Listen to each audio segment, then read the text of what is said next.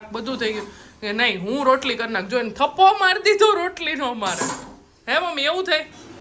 દીપક જોતા જોતા મમ્મી નો આવે છે. બહુ સરસ લાગે છે ને. કરવા તો બહુ આકરા છે. મમ્મી ખાલી ત્યાં બેઠા બેઠા એમ કે ઉતરી જા, કેમ કે ઊભા તો તરત ન થઈ શકે. હિયાબેન ને છે ને બધું અલગ અલગ જોઈએ. અમને બધાને એક સરખું ચાલે, પણ હિયાને ન ચાલે. આવી ગયા છે 10 વાર છે. અહીંયા તારક મહેતા ચાલુ છે અને અમે અહીંયા સપરિવાર નાસ્તો કરવા બેસી ગયા છીએ. આજે 2 દીકરીઓની રજા છે. હાંસીને તો હોય જ સેટરડે, હિયાની રજાનો મેસેજ આવી ગયો છે. મારે 2 દિવસની રજા મળી ગઈ. નાસ્તામાં છે પૌવા આજે. અંશુ જય શ્રી રામ. ચલો નાસ્તો કરી લઈએ ને તમને વરસાદનો અવાજ આવતો જ હશે. ઝરમર ઝરમર ચાલુ જ છે. આખી રાત આવ્યો હશે. બાર રોડ કેવા હતા? જર્મન નહીં આવે જ છે એમ 2 વાગે તો બહુ પવન હતો. એમ આપણે ધોઈ ગયા પછી કઈ ખબર ન હોય સીધી હવે. એકવાર ઉઠી તે 5:30 તે હતો. એટલે આવો જ કે હા આનાથી બરો. એમ આપણે ઉઠી એટલે બંધ થઈ જતો હશે. ચાલો ચાલો તો ભાઈ, આજે સેટરડે છે ને, રાજકોટમાં કે ને તો આવો સરસ વરસાદ આજે પહેલી વાર પડ્યો છે. કેમ કે બહુ ટાઈમથી રાજકોટમાં વરસાદ જ નહોતો પડ્યો, પણ આજે કે ને કહેવાય ને આજે ભરપૂર. કાલ રાતનો ચાલુ છે, હજુ ચાલુ જ છે. તમારા ગામમાં કેવો વરસાદ છે ને એ જણાવજો સાથે. જો તમને બતાવું, અમારે અહીંયા જો અમારી બાલ્કની છે, ફૂલ ચાલુ જ છે અત્યારે વરસાદી.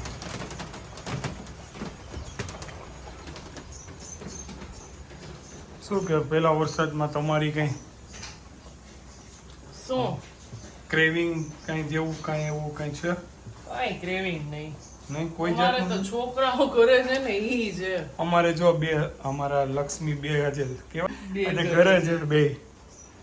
આ તો રેવા ના જતા. આજ સેટરડે છે એટલે ઓલાય ઘરે છે. આજે એક ઓલાય કરે છે, જોરિયા દેખાય.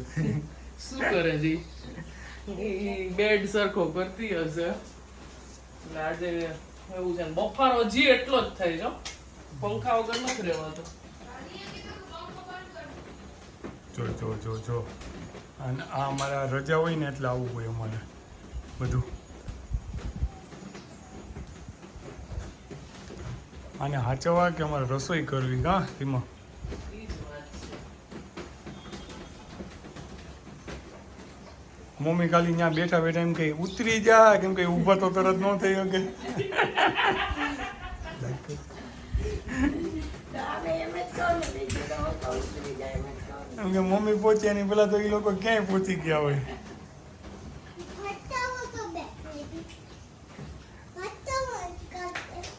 ચાલો હવે આજે ચણા કઢી ભાત. તો ભાઈ આ કઢી છે, આમાં છાશ, નહીં એમાં કઢી છે. આ તો છાશ, આમાં ચણા. હા એમાં ચણા. એ આપણું ટિફિનનું આજનું મેનુ છે. ઓળિયાની દાળ પલાળી જો મમ્મીએ. ઈ બાજુના હશે એને જ ખબર પડશે. આ શું છે ને એ કહી દો, કોને કોને ખબર છે ને કોણ કોણ ખાઈ છે આ વસ્તુ. કોઈ નથી ખબર. આપણી બાજુના અમુક હશે ને એને જ ખબર હશે. બાકી બધા પૂછશે કઈ છે. વાલ છે? વાલ નથી. બહુ અઘરી દાળ છે. ઈ ખાવી જ ખાલી હેલી છે. રીમાને બહુ નથી ભાવતી. નહીં મને તો ભાવે. હવે તું તો કહેતી ને કડછી લાગે. મને હું નહીં ઈયા નો ખાય. હું તો ખાવ જ. હું તો ઓળિયા પાંદડી સણગા બધું ખાઉં છું. અમારે હિયાબેનને છે ને બધું અલગ અલગ જોઈએ. અમને બધાને એક સરખું ચાલે, પણ હિયાને ન ચાલે અમારે. આઈ એમ યુનિક. હા યુનિકની થામાં યુનિક વાળી. ડોક્ટર છે એમ જ કીધું સિરિયલ્સ અને પલ્સીસ ખાઓ વધારે એટલે. વેજીટેબલ એ ખાવાનું કહી છે. એ કેમ નથી બોલતી? વધારે સિરિયલ્સ અને પલ્સીસ નહીં, વેજીટેબલ એ ખાવાના જ હોય. કાન શું બધું ખવાય ને? હે અંશુ બધું ખવાય ને? જે છે ને અમારા હેલ્પર બેન નથી આવવાના એટલે અંશીબેન મદદ કરાવે છે. શું કર્યું અંશુ તે? જો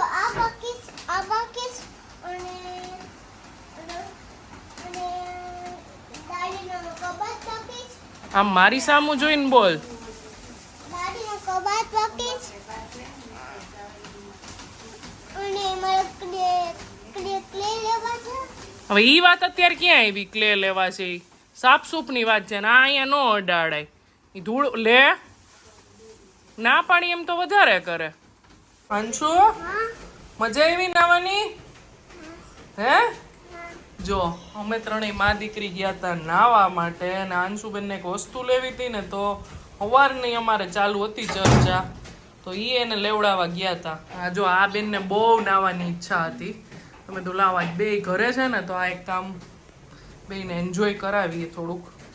મજા આવી? બહુ જ મજા આવી. કેટલા ટાઈમ પછી હા અમારે છે ને એવું થાય કે મને ઓછો નાવાનો શોખ એટલે દીપકને ઈયા ભાઈ જાતા હોય પણ આજ તો દીપકને દુકાને જવાનું હોય એટલે એને ના પાડી કે નહીં એ 4 વ્હીલ લઈને ગયા હતા એક બે વસ્તુ જ ઘટતી હતી ને તો લેવા એટલે પછી અત્યારે આંસીને અમારે સવારની ક્લે લેવી હતી તો ઈ અમારે જે સવારે ચાલુ કરે ને એ પછી અમારે હાઈલા જ કરે રાત સુધી જ્યાં સુધી બસ વસ્તુ ન આવે ને ત્યાં સુધી એટલે મેં તો હાલ તને હું બતાવી જ દઉં તો તું મારું માથું દુખાવી દઈશ એટલે અમે ક્લે લેવા ગયા હતા પણ દુકાન ઓબ્વિયસલી બંધ જ હોય એટલે અમે પલળીને આવ્યા અને મસ્ત મજાનો ભજીયા ને બધી વસ્તુ લઈને આવ્યા છીએ.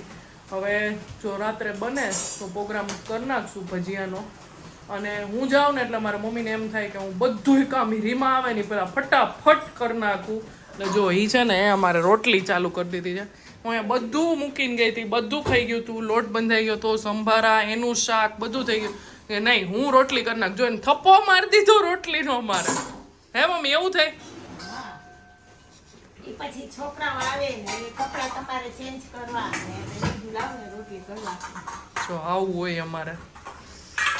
શ્વાસ બહુ કપરી. બરાબર ચલો તો હવે ચેન્જ વેન્જ કરીએ. તમે ત્રણેય જણા લઈ જાઓ. મમ્મી જ્યારે અમારા જેવડા હતા ને ત્યારે મમ્મી બહુ નાવા જતા કા મમ્મી? અગાસીમાં જતા અમે તો.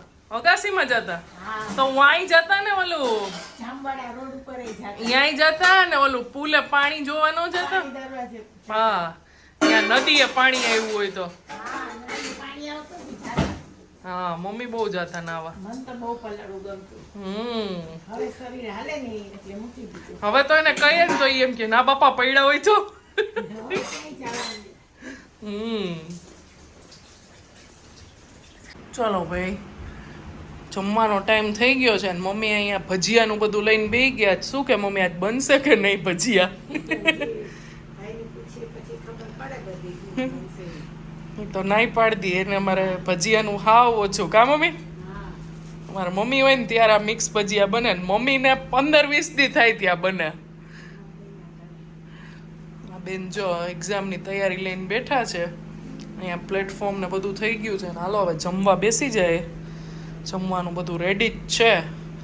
જો હું કેટલું લઈ આવી છું માં છે હવે આદુ મરચાં લીંબુ નહોતું તો એ લઈ આવી ડુંગળી એ ભજીયામાં થાય ને એટલી નહોતી તો એ લઈ આવી અને ફ્રૂટ નહીં હવે જમવાનું છે મેથી પાલક ને ધાણા લસણ તો ફોલેલું છે કા મમ્મી કાલનું.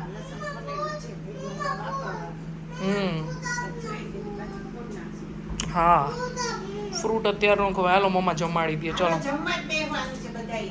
ચલો ચાલો જમવામાં છે રોટલી ચણાનું શાક કાકડી મરચાંનો સંભારો કઢી અને આમાં છે ભાત ને પેલું છે છોકરીઓ માટે સલાડ છે બે માટે અને આ છે મમ્મીનું શાક મોળું.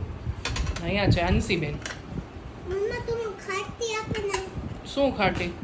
ખાતે આવું. કઢી અમારે કઢીમાં બે વેરાયટી હોય ખાટી એકલી ખાટી ને એક મીઠી. કાન શું હું ખાઈ ગયા શું સુકાઈ ગયું? કપડા. કપડાં સુકાઈ ગયા તું જોઈ આવી? હા ઓકે જો મમ્મી અહીંયા છે ને ઓળિયાની દાળ લઈને બેઠા છે. આ રીતનો દાણો હોય ને આને કેટલી 24 કલાક પલાળ દેવાનું કામ હોય પછી છે ને આમ ફોલવાની. જો આમાંથી આ ફોલેલી છે આ રીતે આમ હોય. અમુક દાણા ફૂલે ને અમુક તો નોય ફૂટે. એવું છે ને. હા બહુ વાર લાગે કા મમ્મી આ ફોલતા? બહુ જ એટલે બહુ જ. પહેલા તો મમ્મી કેટલી ફોલતા ચાચી બધી પડતા. જ્યારે અમે 12 જણા હતા ને ઘરમાં ત્યારે કોડીનાર કા મમ્મી. જો વાંસીબેન જોવે છે. અમારા ઘરે તો આ બહુ ઓછી બને કારણ કે આ ફોલવામાં બહુ એટલે બહુ ટાઈમ જોઈએ. એટલે મમ્મી આવે ને ત્યારે મમ્મી બનાવી દે. અને જો એક કમેન્ટ આવી હતી બ્લુ ડબ્બા વિશે, આ કઠોળના જે ડબ્બા છે ને એ. તો આ છે ને મેં હું અહીંયા ઘરે રહેવા આવી ને ત્યારે 6.5-7 વર્ષ પહેલાં વરમોરાના એમેઝોનમાંથી લીધા હતા. ત્યારે મને 608 ડબ્બા પડ્યા હતા. મારી પાસે લિંક નથી, બેને લિંક માંગી હતી કારણ કે 6-7 વર્ષ પહેલાંનું તો એમેઝોનમાં નથી બતાવતા. એટલે ત્યારે બધું તળવું છે. એમાં એવું છે કે 2 દિવસ પછી છે ને અમારી નાગપાંચમ છે.